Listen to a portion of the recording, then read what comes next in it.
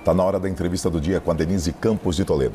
Eu converso agora com o Fernando Capano, que é doutor em Direito Constitucional, mestre em Direito Político e especialista em Direito Militar. Doutor Fernando Capano, boa noite, obrigada pela presença. Boa noite, Denise, boa noite a todos. Agradeço mais uma vez a oportunidade. E vamos falar do andamento do processo aí em relação à trama golpista, né? Nós tivemos já depoimentos, as testemunhas também já se apresentaram, tivemos ontem acariações, algumas investigações prosseguem, inclusive envolvendo Marcelo Câmara, que é coronel do Exército, preso recentemente, né? Aliás, nós temos 7 militares presos, se fala muito de Braga Neto, que seria dos mais envolvidos em toda a trama golpista, mas tem vários outros que foram presos em vários momentos, a Operação Tempus Veritatis, outras operações que foram delineando toda a trama que tentaria, na verdade, evitar a posse de Lula ou tirá-lo mesmo do poder, mesmo depois da posse. Eu queria saber como é que o senhor avalia o processo até agora.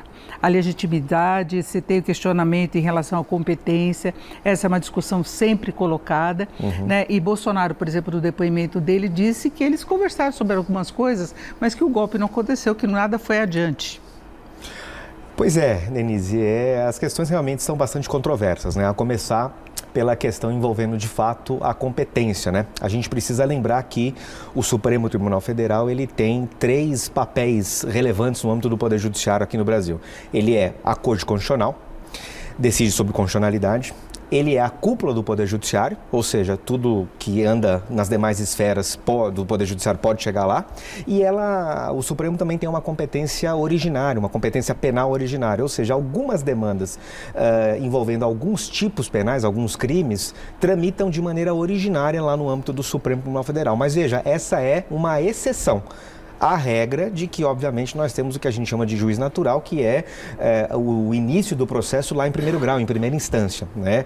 Então, essa exceção de competência penal originária é o que se discute no âmbito desse processo e, de fato, a questão realmente ainda é controversa, porque talvez o Supremo Tribunal Federal realmente não tivesse competência para dirimir essas questões já de maneira originária ou já diretamente por ele, né? Talvez esse processo pudesse passar pelo crivo das demais instâncias e até eventualmente chegar assim ao Supremo, mas não na lógica da competência originária, e sim na lógica de cúpula do Poder Judiciário. É uma questão que está em aberto, do ponto de vista doutrinário, digamos assim, mas fato é que o processo está tramitando lá e ele tende a ser solucionado com palavra final no âmbito do próprio Supremo Tribunal Federal. E a palavra final, no caso de uma discussão ou questionamento da competência, ficaria com o STF de qualquer modo? Sim, certamente. Nós não teríamos como sair da esfera e do crivo do próprio Supremo Tribunal Federal, aí nesse caso, não pela turma, né, e sim pelo pleno do Supremo Tribunal Federal, que é aquela composição de todos os ministros do Supremo. Eu já ouvi, inclusive, representantes do Tribunal Militar que acreditam que o julgamento deva ser feito mesmo pelo STF, porque foi uma tentativa de golpe, então se separaria essa questão, não foi um crime militar, foi sim uma organização em torno dessa tentativa de golpe. Agora, tem um outro questionamento, nós tivemos a cariação de Braga Neto com o Mauro Cid, né, ex-ajudante de ordens aí do ex-presidente Bolsonaro, e ficou aquela disputa. Você disse, não, tive uma das discussões deles em relação à entrega de dinheiro que teria sido feita numa caixa de vinho.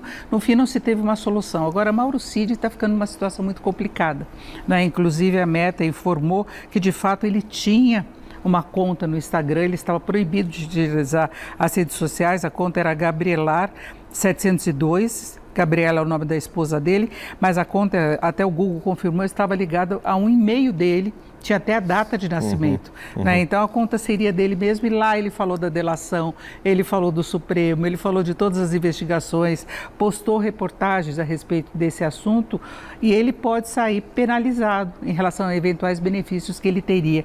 Mas a avaliação que tem sido da PGR e do próprio Supremo é que há provas suficientes, independentemente da delação dele. Essa é a sua avaliação também? De fato, a delação do Mauro Cid está em risco, a meu juízo, né? É sintomático, pelo que eu estou avaliando, que o ministro Alexandre tenha autorizado essa acariação, né? A gente tem que lembrar que a acariação está prevista lá no artigo 229 do Código de Processo Penal e ela não é muito comum. Não é em todo o processo penal que você tem esse tipo de mecanismo sendo utilizado pelo magistrado. Porque... E diferente de outros depoimentos, ele não permitiu a gravação dessa vez. Pois é, exatamente. E aí, o destinatário da prova é o magistrado, né? São os magistrados ali.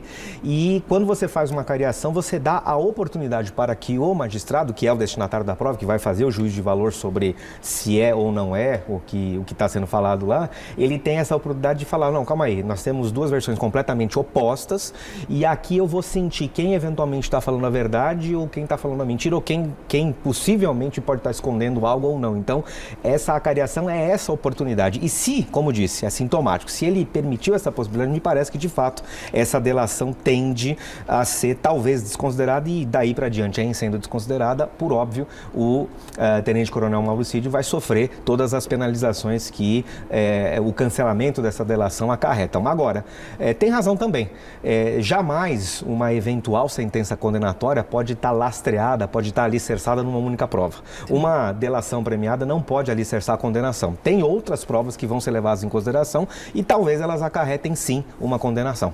Inclusive essas prisões que prosseguem ainda os militares que estão envolvidos é com base em gravações de celulares, documentos que foram obtidos, outras denúncias que foram apresentadas e Mauro Cid, ele pode ter dado o caminho para essas investigações avançarem, não é?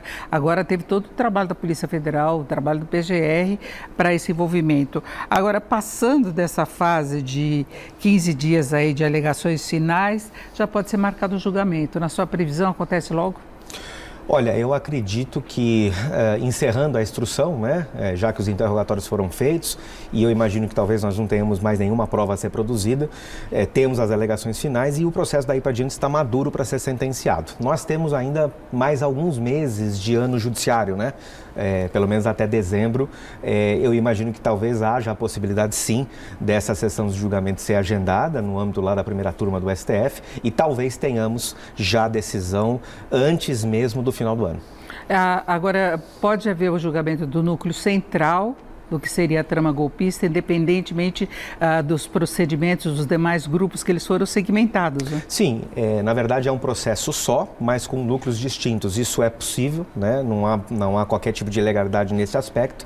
E eu imagino que também haja essa possibilidade de que os julgamentos também sejam compartimentalizados, né? Ou seja, não é preciso esgotar toda a dilação probatória, ou pelo menos não é preciso esgotar toda a oportunidade de fala das defesas dos outros núcleos para que eventualmente nós tenhamos a possibilidade de um julgamento deste primeiro grupo central, digamos assim, pelo menos dos personagens principais. E pode ser um julgamento rápido? Pode ter pedido de vista? Algum dos ministros pode atrasar o processo? O pedido de vista é regimentalmente previsto, mas a ministra Rosa Weber, quando esteve na presidência do Supremo, ela introduziu, e referendado depois pelo próprio plenário, ela introduziu uma mudança no regimento do Supremo em que há um limite para esse pedido de vistas. Antigamente, o ministro pedia a vista e ele devolvia quando ele entendia que era necessário. Sentava do processo. Pois é, hoje isso não pode mais acontecer. Nós temos um limite que está previsto no regimento, de modo que se o ministro não reapresenta o processo para ser julgado ou não libera o processo para ser julgado, ele vai para a pauta independentemente deste ato do ministro para liberar o processo. Então daria tempo neste ano ainda do julgamento? Imagino que não há mais possibilidade de se sentar em cima do processo. Foi inclusive uma mudança regimental muito bem-vinda, né, pela comunidade jurídica, e eu acredito que é difícil asseverar, mas eu acredito que nós tenhamos possibilidade sim desse crivo, desse julgamento acontecer ainda nesse ano judiciário. E qual a sua previsão quanto à dosimetria de uma pena no caso do núcleo mesmo da trama golpista, tendo em vista as penalidades que estão sendo discutidas também de quem participou das manifestações de 8 de janeiro? Olha, é um indicativo, né, Denise? Quando você fixa uma pena, para não ser muito técnico aqui, você tem um chamado critério trifásico, que você vai dividir em 3 oportunidades esse juízo de valor, e aí você pega a pena base e vai agregando atenuantes ou agravantes, causas de aumento ou causas de diminuição. Mas como as penas têm sido muito duras daqueles envolvidos no 8 de janeiro, eu acredito que nós vamos ficar sim acima das penas mínimas em caso de condenação, também para esse caso que está sendo julgado lá no Supremo, para esses personagens, para esses réus aí de mau monta, digamos assim, né, de mais relevo. Certo, eu agradeço muito a participação do Fernando Capano, que é doutor em Direito Constitucional, mestre em Direito Político e especialista em Direito Militar, esse mega currículo aí. Poxa. Muito obrigada pela presença, uma boa noite. Denise, eu agradeço mais uma vez, uma boa noite para todos. Com vocês.